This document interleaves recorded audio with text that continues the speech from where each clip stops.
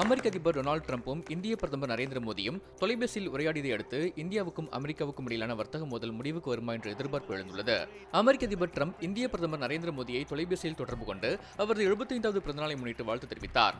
அமெரிக்காவின் 50% வரி விதிப்பிற்கு பிறகு இருநாட்டு தலைவர்களும் தொலைபேசி மூலம் பேசிக் கொள்வது இதுவே முதல் முறை.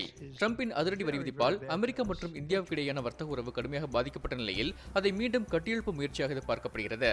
இது தொடர்பாக பிரதமர் மோடி தனது எக்ஸ் பக்கத்தில் இந்தியா மற்றும் அமெரிக்கா இடையிலான விரிவான மற்றும் உலகளாவிய கூட்டாண்மையை புதிய உயரத்திற்கு எடுத்துச் செல்வதில் உங்களைப் போன்று நானும் உறுதியாக இருக்கிறேன் என்று பதிவிட்டுள்ளார். மேலும் உக்ரைனில் அமைதியான முறையில் தீர்வு காண நீங்கள் மேற்கொள்ளும் முயற்சிகளை நாங்கள் முழுமையாக ஆதரிக்கிறோம் என்றும் மோடி பதிவிட்டுள்ளார்.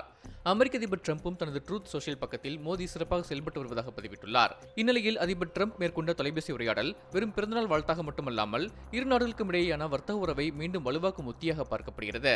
தொலைபேசி உரையாடல் நடந்த அதே நாளில் வர்த்தக ஒப்பந்தம் குறித்த பேச்சுவார்த்தைகளை மீண்டும் தொடங்குவதற்காக இருதரப்பு அதிகாரிகளும் நேற்று சந்தித்துக் கொண்டதும் குறிப்பிடத்தக்கது.